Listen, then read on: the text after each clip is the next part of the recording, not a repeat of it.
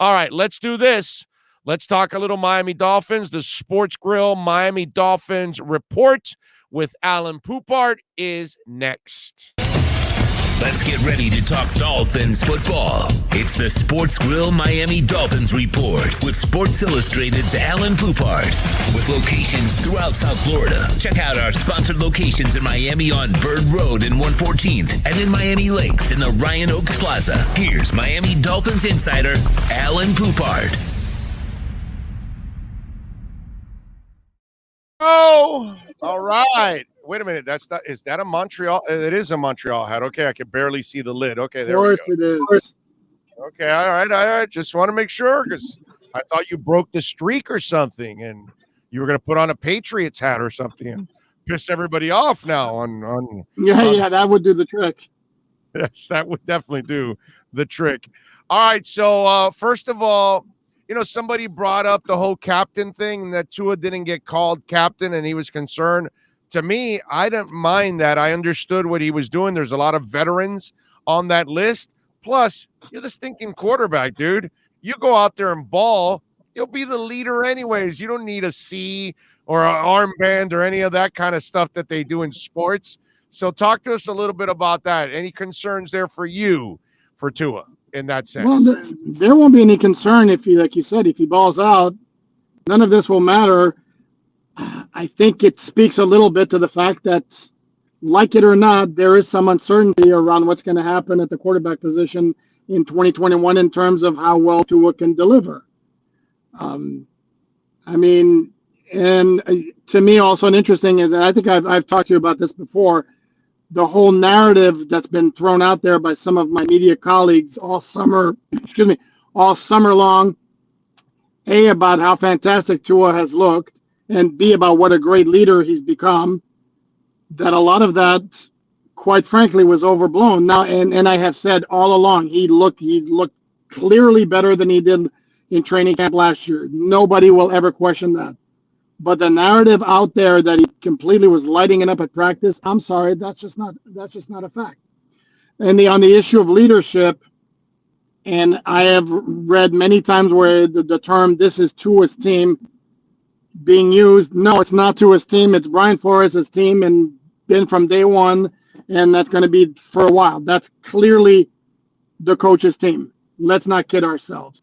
And if you go up to a teammate who's standing at a podium with TV cameras on and you ask a question like this, what signs have you seen of Tua becoming a leader in his second season?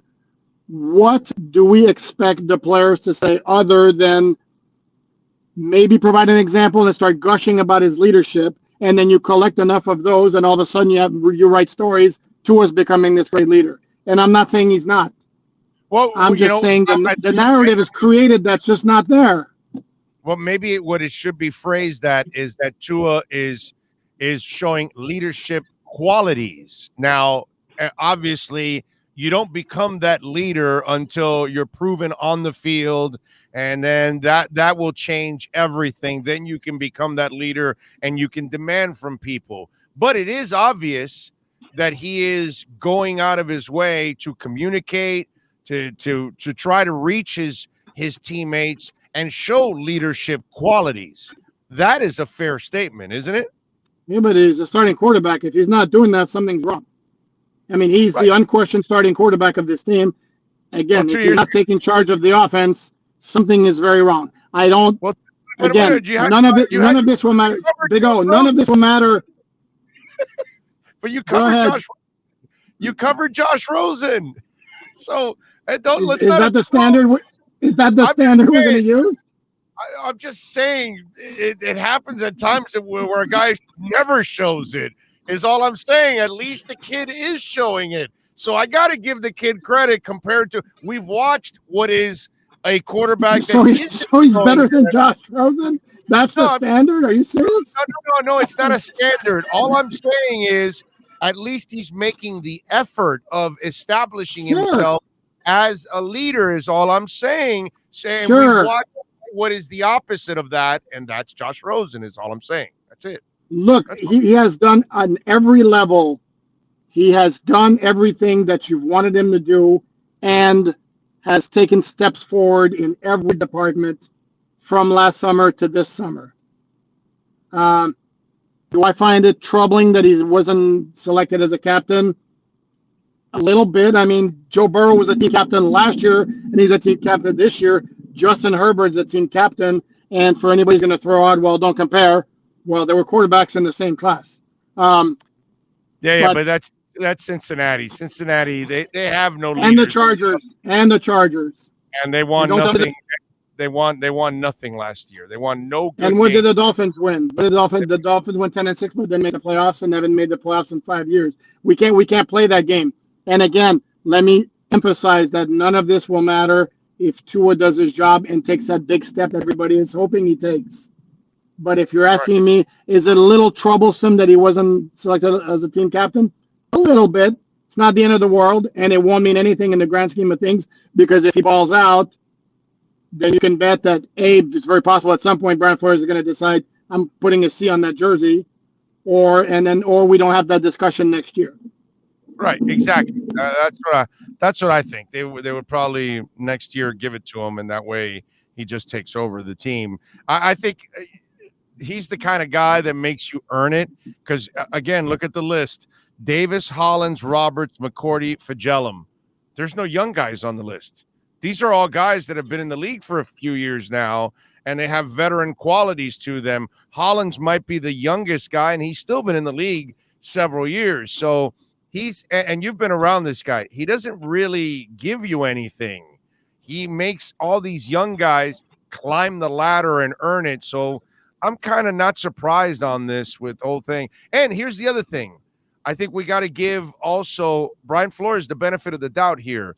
This is his first time as a head coach, the first time he's developing his own quarterback and how to develop him, whether he's giving him the hard, the tough love of pulling you in a game where, hey, okay, I like you, but you're not helping me right now. Let me put the veteran in there. You know what I mean? Or this kind of thing, like, I want you to be the leader, but I want you to earn it. I'm not just going to give it to you like Joe Burrow and Justin Herbert, that I'm going to hand you, the team when you really haven't done anything to earn that. You know what I'm saying? So I think philosophically, Flores is so old school that he's kind of making these young people earn their keep and their stay. And this is not going to be very popular with a large segment of Dolphin fans, the Bengals have decided without question that Joe Burrow is a franchise quarterback, and the Chargers have decided without question that Justin Herbert is their franchise quarterback, and the Dolphins are not yet at that point with Tua. Yeah, I'm not going with that one. I don't believe that. I just don't. God. Okay. I'm going with the track record that he doesn't hand young people anything. He makes them earn it. If Javon Holland was on that list of captains, then I would tell you, oh, dude, you're 1,000% right. If any young person, if Jakeem Grant was your special teams, well, no, actually, he's been in the league long enough. He's a veteran. I got to pick somebody else. If Jalen Phillips was a guy and it wasn't Tua, then yeah, I would be with you on that. But or Dieter or somebody, then okay. But let's agree to disagree on that one. You know that in 2019, Jerome Baker in his second season was a team captain, right? You do know that. You do know that team had zero talent. Yeah, but we're talking leadership now. We're not talking talent. And no, I'm not going to argue that point with you. I agree with you. But up 87 people from the street on that team. I agree. But you just said it wouldn't go with a young player. They had a portion of older players that they could have picked. I'm just not buying your premise that it's strictly an issue of being a young player. And by the way, in year one, I was going to say that Brian Flores. Hold on, Big O. I was going to say that Brian Flores made it a point to say in talking about Mac Hollins that the players elected the captains. Oh, yeah, and that makes sense. That makes a lot of sense. Kids got to earn the right. I got no problem with that, man. I really don't. All right, so Austin Jackson, you think we find out by tomorrow or Friday if he ends up with the back-to-back negative tests on the whole thing? Because that's kind of what it looks like, right? He needs the 24 hours apart. So, and he only activated one guy. So I kind of get the feeling, even though they won't tell you, but I kind of get the feeling they're holding out hope that Austin is going to end up playing. Yeah, but here's the question though: is how many practices do you want to see Austin Jackson participate in before you play? And I understand he took part in all the training camp and all that, but to me, I don't recall many instances where a guy doesn't practice until Friday and actually plays in the game. And now he wasn't out there at practice today. So my kind of school of thought is if we don't see him out there tomorrow, I would be very surprised to see him play against New England. So what's your gut tell you now then? Who goes to left, Greg Little or Eichenberg? Because I don't think it's going to be Jesse Davis. To me, it makes no sense that now you're going to make two position changes. That's asinine. And then, somebody brought up, well, maybe even Dieter that'll be two position changes again. Asinine. It's only one. So I would figure it's a little Eichenberg. What are you thinking right now? It's pretty shocking right now. I'm totally in agreement with you. I don't know what to do now. Here's the thing is, yeah, I'm in trouble now. I don't know what to do. We're going to get the injury report later today. Both Eichenberg, Greg Little was out of practice on Monday. It was reported that it was an illness. He was back out there today.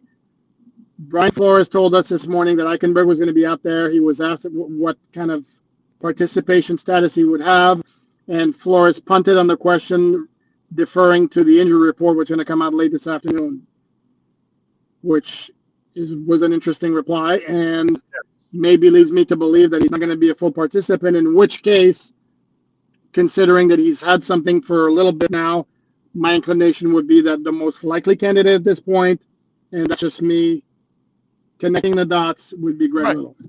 Okay. That makes sense. If Eichenberg is limited, you don't want to also, put a guy out there like that. But you'll probably keep him activated just in case you need him in a pinch in the game. But yeah, Greg Little probably would make a lot of sense. And the good thing is the illness wasn't anything serious too, overall. What'd you think of the Holland McCourty decision there? Obviously voted as captain too. Is there a sharing there, or do you think McCourty will get most of the playing time?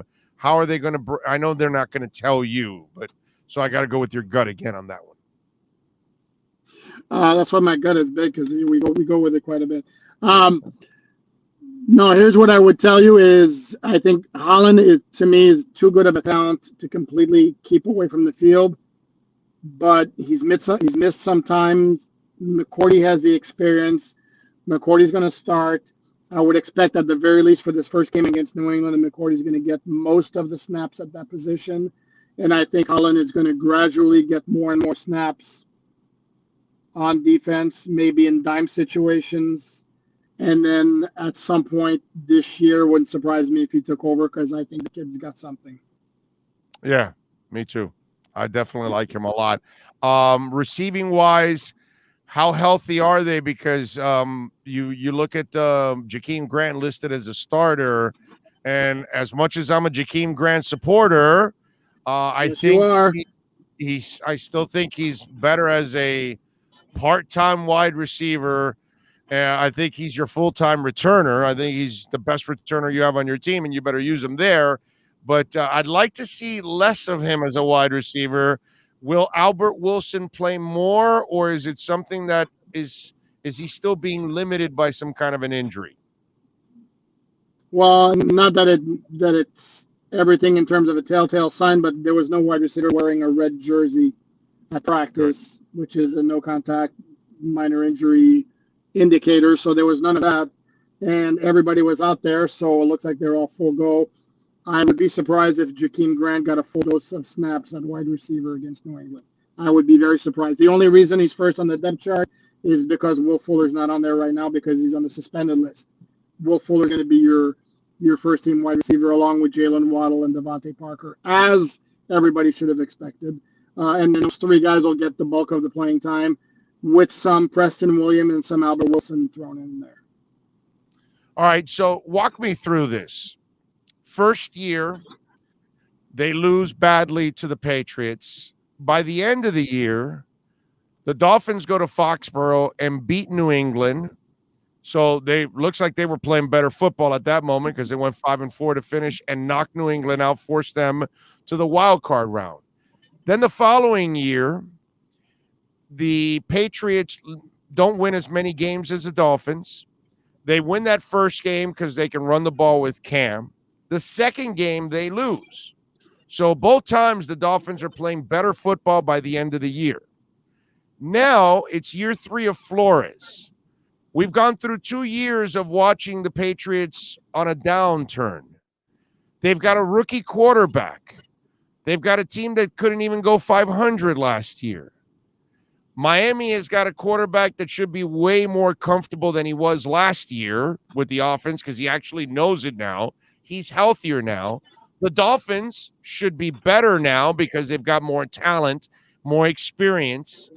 Can I ask you why it is that people are giving the Patriots all the respect in the world and they're talking about Mac Jones like he's the second coming when I see the Dolphins ascending as a franchise, and what I see is the Patriots descending as a franchise? Is this all about the history of Bill Belichick, and is that what they're living off of? Because they're even they're even saying that he looks like Brady and Mac Jones. I mean, it just kind of gets ridiculous in my book when I'm watching one team get better and the other one, I'm not impressed with what they've done the last couple of years. You tell me. Well, dude, they faded down the stretch in 2019 in large part because they let their wide receiver core get stupidly bad. And then last year, I don't know how much I'd put into last year as signaling a decline of the Patriots because they got killed by opt-outs. That's number one. It was the first year post-Brady. Cam Newton got off to a decent start, was playing really well, then got sidelined by COVID and came back and wasn't the same guy by the end of the year. His arm was shot. Now they're back this year. They've reloaded. That offensive line is going to be top 3 in the NFL.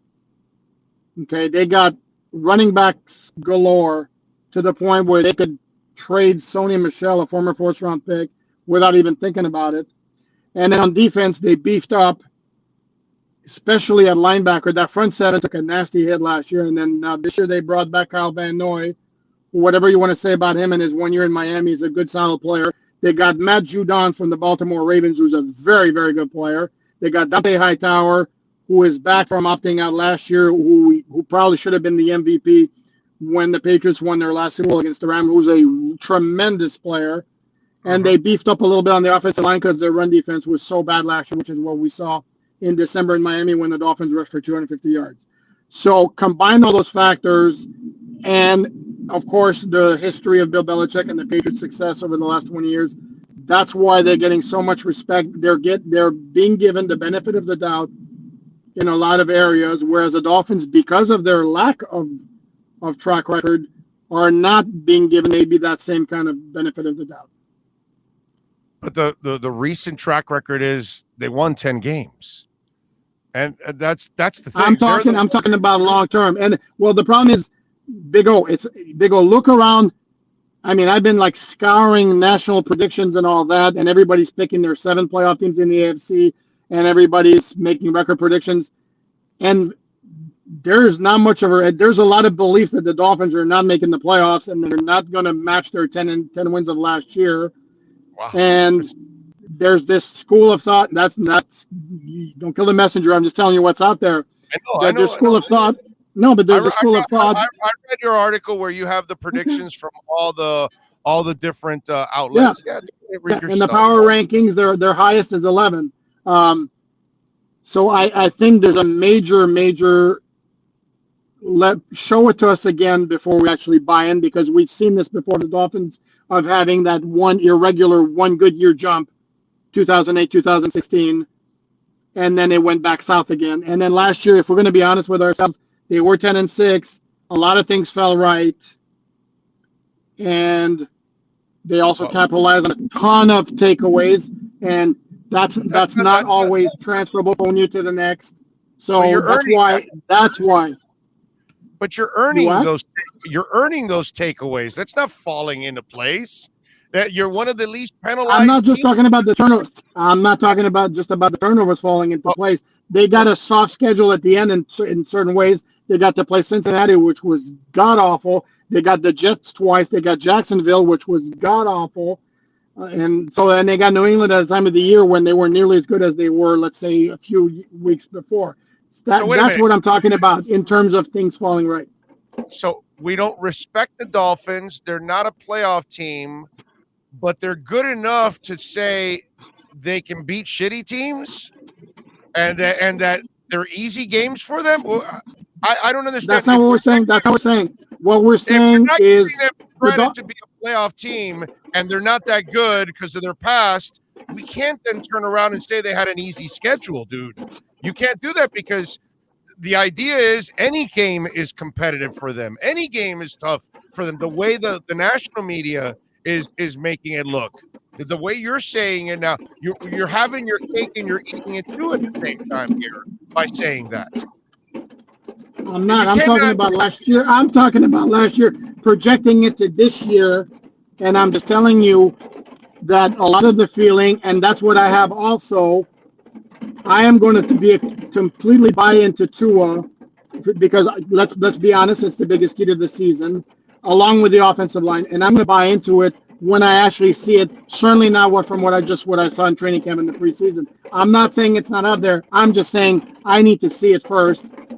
And I see a lot of teams in the AFC, which to me are a lot more sure things than the Dolphins because of that uncertainty. By the way, are you in an effing hailstorm or something, bro? What the hell's going on? You got like nickels hitting your car or something? What the hell's going on here, dude? Damn, that's no, they had to. They actually had to move practice inside because it started pouring, and I was going to stand outside here in the heat and brave the heat, and then it started raining, and now it's coming down pretty good. Yeah, dude, that sounds like okay. Now, my problem with all of this is the thing.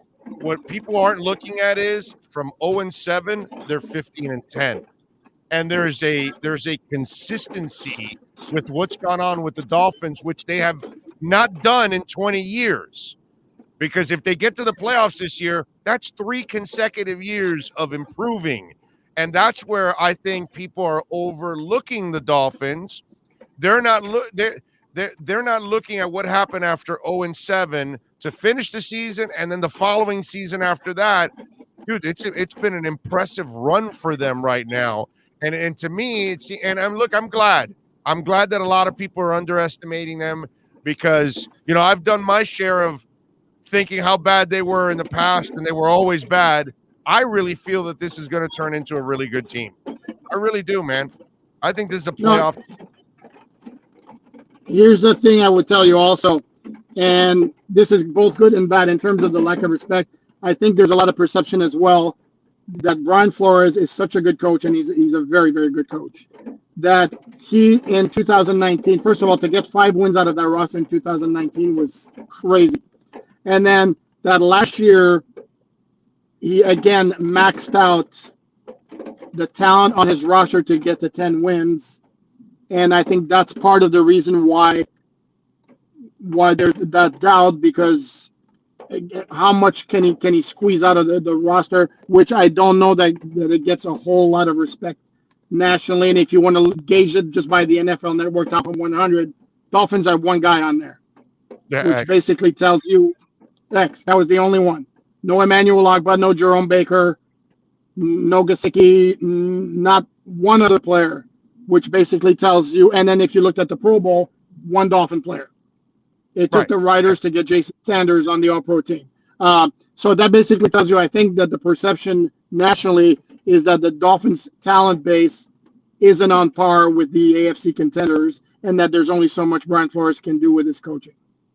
Yeah, and again, I would also not agree with that because some of these guys, like Jerome Baker, kind of had a breakout year last year. You've got to do it a second or third year, and that's when you start getting into the Pro Bowl. You know what I mean? So I think certain guys, Javon Holland just started, but there's a guy that maybe has Pro Bowl potential, down the line for you. Jalen Waddle just got drafted. Here's a guy that hopefully down the line will have Pro Bowl, ability for you. Van Ginkel is a guy that nobody knows about around the league. Only Dolphins know about it. And he had a pretty damn good year last year. If he takes it to another step next year, he's working his way to that area. Ogbah, it's only 1 year of 9 sacks. But if you go out this year and you get 10, 12 sacks, all of a sudden now people are looking at the guy going, hey, this guy's got 20 sacks in 2 years. He can now start getting mentioned in those areas. I also think that they're overlooking the fact that this is what the 11th youngest team in the league. They were second youngest last year or something like that. And really, there's not much of a difference in that first half there. It's a very young team right now, so it's hard to label a whole bunch of these guys Pro Bowlers. Maybe down the line, several of these guys will develop into Pro Bowlers, and people will then respect this team a little bit more. I don't know. That's just me. But but it needs to happen. You actually kind of proved my point that, and people want to see that there's a lot of potential there, but okay, let's see it play out. Right. And I think that the offensive line issues don't help either in terms of the perception, because that's a major issue. You don't win without a good offensive line. Yeah, and by the way, Jakeem Grant deserves to be in the Pro Bowl. He's a great return. Oh, sorry. I'm sorry. They screwed up there in their voting. I mean, how do you not put JK in there? Jakeem needs to be in there, bro. You got to get that man in there. All right, offensive line. How confident are you going into this game? Because to me, that's the key right now. If that line plays pretty decent, I don't need them to dominate, but if they're decent and they allow Tua some freedom, I think they can win this game. Is it down to those 5 guys in your eyes too on Sunday? It's part of it. I think it might come down to who protects the ball better. I'm looking at this game and I see no way it's not a 13-10 game. I have a lot of respect for both defenses and what they're going to be able to do. And I think the Dolphins, even if the offensive line plays well, are going to have problems moving the ball. What they can do is they have to give Tua some protection at some point, and obviously block for the running game as well. How confident am I? I haven't seen anything all summer to give me a whole lot of confidence. Hey, let's put it this way. If they play decent on Sunday, I'll be happy. Are you predicting them to win? Don't know yet. Oh, you haven't done that article. I haven't done that yet. All right, that's all right. We'll get you on Sunday. So Sunday you can give us your prediction before the game, and you had already written the article. That article is coming out when? Friday, I would take it? Saturday I do why the Dolphins will win, why the Dolphins will lose, and what's actually going to happen. And I want to preface it also by saying I can't win with those, because if I pick the Dolphins to lose, I alienate Dolphin fans. And if I pick them to win, and then I happen to be right in thinking that they were going to lose, but wanted to please the fans, then I'm wrong in my prediction. So predictions are bad business for journalists. No, trust me, dude. I've lived as the hater for many years because of Sperano and Philbin and Gase and all that stuff. I was the hater, and now I'm the homer. Yes, you have. You made a 180. What can I tell you? Like, I don't believe in the guys we had. I believe in these guys, so I'm the homer now. What can I tell you, man? It is what it is. One more thing. When you look at Tua's game, what do you need from him in order for them to win? What are the numbers? What kind of game does he have to play in your eyes? I'm thinking quick decisions more than anything else, because I think the longer he holds on to the ball, the more problematic it becomes. In terms of numbers, well, first off, I'm going to start by saying Dolphins are now rushing for 250 yards like they did in December. So I'm going to guess, give me 250, give me a touchdown or two and no picks. Okay. All right. Does Mac Jones throw more than one touchdown? Because that's all he threw in the preseason. I wouldn't think so, because like I said, I'm expecting a 13-10 game. So I don't see big numbers for either quarterback. Okay. All right. Follow him on Twitter at POUPART NFL. And more importantly, if you're a Dolphin fan, you better subscribe over there with him and follow everything on Sports Illustrated. He does a great job. He will join us on Sunday live from Sports Grill in Miami Lakes, so you can get some of his coverage on Sunday as we get you ready for Dolphins and Patriots. ALAiN, as always, my brother, stay dry, stay safe. And I don't know if you have a steel umbrella, but it sounds like you need that, because Those raindrops look frozen, bro. They sound frozen. Yeah, I need to head back to the media workroom, and thank goodness I have an umbrella here because it is pouring here at the Baptist Health Training Complex. Well, we love you for the dedication, my brother. You be safe. Thank you for taking some time. Thanks, Big O. Talk to you Sunday.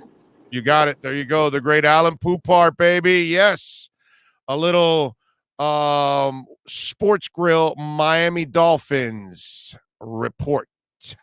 This has been the Sports Grill Miami Dolphins Insider Report with ALAiN POUPART, exclusively on the Big O Radio Show. Make sure you subscribe to the podcast and never miss a report. Search Big O Radio Show on most platforms. Visit Sports Grill and our sponsored locations in Miami on Bird Road and 114th, and in Miami Lakes in the Ryan Oaks Plaza.